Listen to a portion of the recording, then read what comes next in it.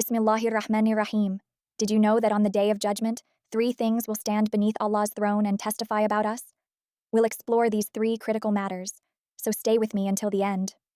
Abdurrahman ibn Auf said that the Nabi, sallallahu alayhi wasallam, said, 3 things will be under the shade of Allah Ta'ala's throne on the day of Qiyamah. The Quran, which will argue with people, and the Quran has both an outward appearance and an inner reality, honesty, and family links, which will say, whoever joined me together, may Allah Ta'ala join him to his mercy. Whoever cut me, may Allah Ta'ala cut him from his mercy. These things will be under the shade of Allah Ta'ala's throne, signifies their utmost nearness in the sublime presence of Allah Ta'ala. The Quran will argue means that it will plead the cause of those people who read it, respect it, and act upon its commandments. It will intercede on their behalf and beg for their rank. Mullah Ali al-Qari has narrated on the authority of Tirmidhi that in the presence of Allah Ta'ala, the Quran will beg Allah Ta'ala to grant an apparel to its reader. Allah Ta'ala will give him a crown of honor. The Quran will again beg for additional favors for him. Thereupon, Allah Ta'ala will award to the reader a complete robe of honor. The Quran will again beseech Allah Ta'ala to be pleased with him, and Allah Ta'ala will express his pleasure to him. We find in this life that the pleasure of the beloved is considered to be the most coveted gift. Similarly, in the life of Akhirah, no bounty shall bear comparison with the pleasure of our Allah Ta'ala. And in case of those who ignore their duty towards the Quran, it will challenge them saying, did you care for me? Did you fulfill your obligations towards me?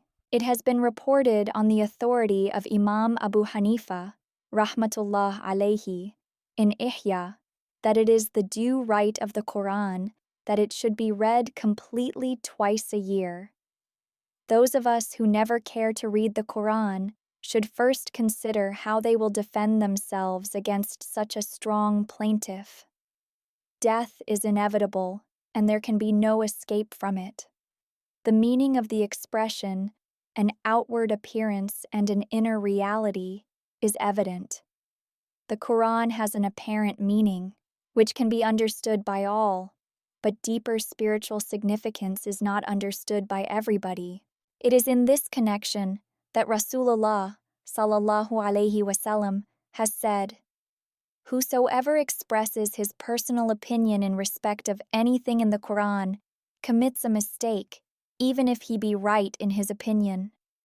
Some scholars hold that the word outward refers to its words, which can be recited properly by everybody, and the word inward, that is, spirit, refers to its meanings and its underlying ideas, the understanding of which varies with the ability of the readers. Ibn Mas'ud, radiallahu anhu, said, if you seek knowledge, you should meditate on the meanings of the Quran, because it embodies the history of the former times as well as of the latter.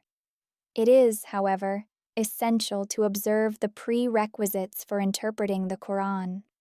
An unbecoming present-day fashion is that even those who possess little or no knowledge of Arabic vocabulary offer their personal opinion on the basis of vernacular translations of the Quran.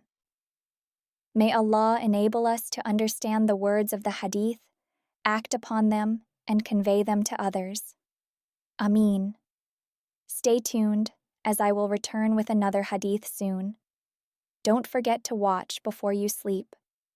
Jazak Allahu khairan.